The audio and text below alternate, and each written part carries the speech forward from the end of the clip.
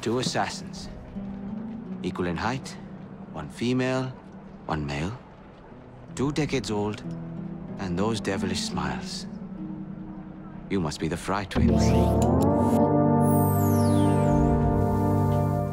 Assassin's Creed Syndicate is the latest entry in Ubisoft's long-running open-world franchise. And although the gameplay is exactly what you'd expect from an Assassin's Creed game, Syndicate distinguishes itself from its predecessors. It stands apart not because of improved mechanics or visual design, but because its developers have made noticeable attempts to portray a more inclusive cast of characters.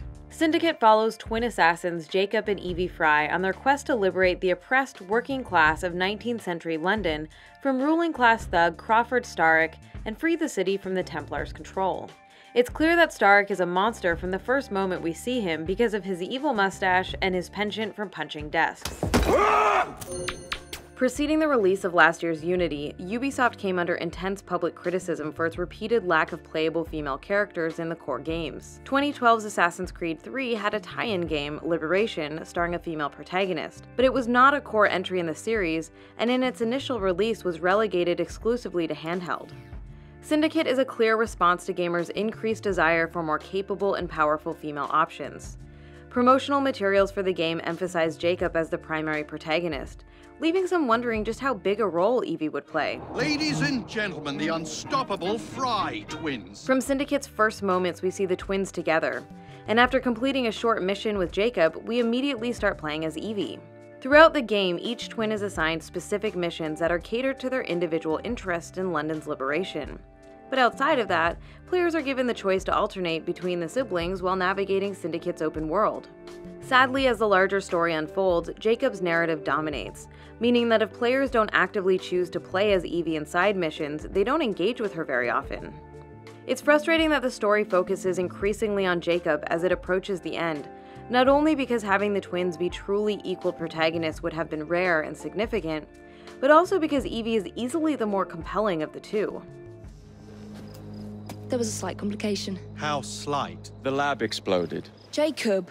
You derailed a train. Oh, he did. Did he? Well, the train derailed and I happened to be on it. Jacob is arrogant, pompous, and quick to action without understanding the consequences. While Evie is charismatic, focused, intelligent, and forced to clean up her brother's messes. There are small, easy-to-overlook details put into Evie's character design that contribute to why she feels so refreshing in a AAA landscape that is notorious for excluding and sexualizing women. These details are sometimes easier to notice by identifying what she isn't rather than what she is.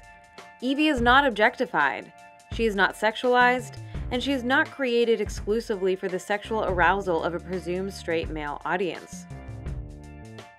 She's dressed appropriately, her fighting moves are not sexualized, and her combat grunts are forceful and fierce, instead of sounding like she's in the throes of ecstasy. Evie doesn't feel like a male character who was a last-minute gender swap, but like she was developed from the ground up with a strong, capable, and spirited personality. A humanized, playable female protagonist isn't the only thing that distinguishes Syndicate from its predecessors. Ta-ta! What an odd man. We meet an amusing cast of historical characters such as Karl Marx, Florence Nightingale, and a charming Alexander Graham Bell. But Evie and Jacob's allies also include Henry Green, a British Indian assassin, and Ned Weinert, a successful thief who just happens to be a trans man, and no one in the world thinks anything of it. These characters play supporting or minor roles, but their inclusion is notable. While it might seem unrealistic to imagine women, people of color, and trans folks who are treated and respected as full human beings in 1868, realism is not really the goal in a game where assassins and Templars have been waging a centuries-old war over artifacts created by an ancient civilization, and where you can leap from the top of St. Paul's Cathedral into a pile of leaves and walk away unharmed.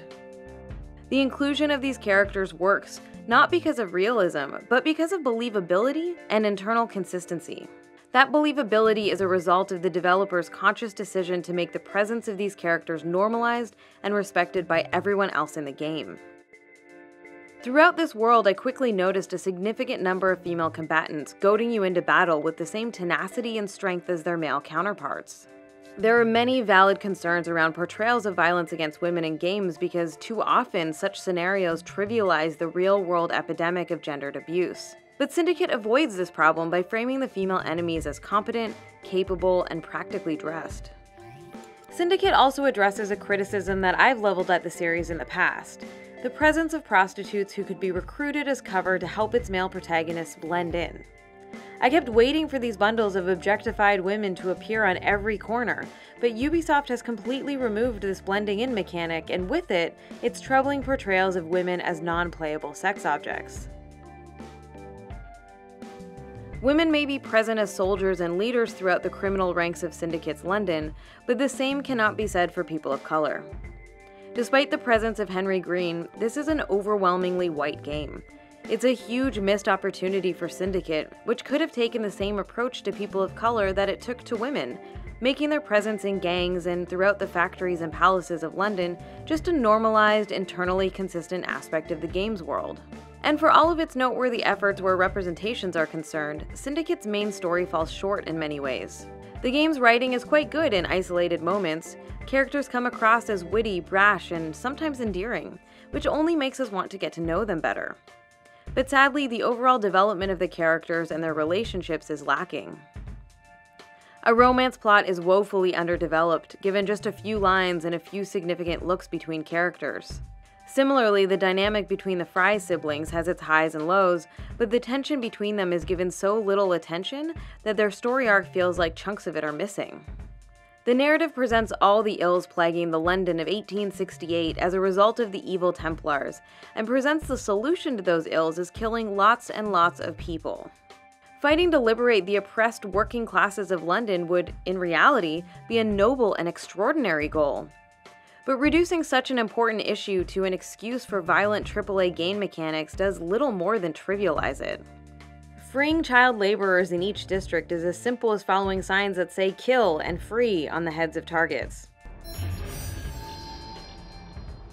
And for all of the Fry twins' charms and good intentions, they are outsiders taking over a struggle that they have no part of.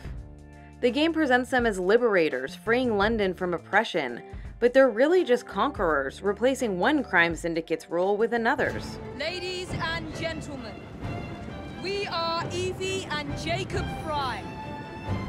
And as of this moment, you all work for us.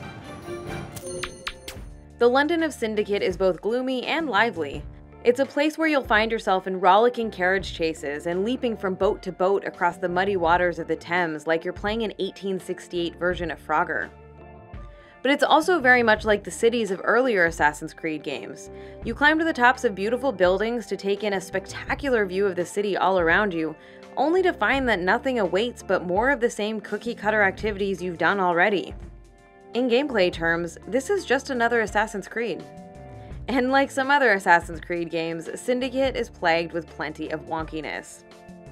Enemy AI often behaves in erratic ways.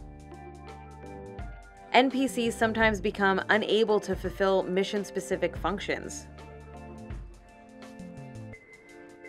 And occasionally, things just break entirely.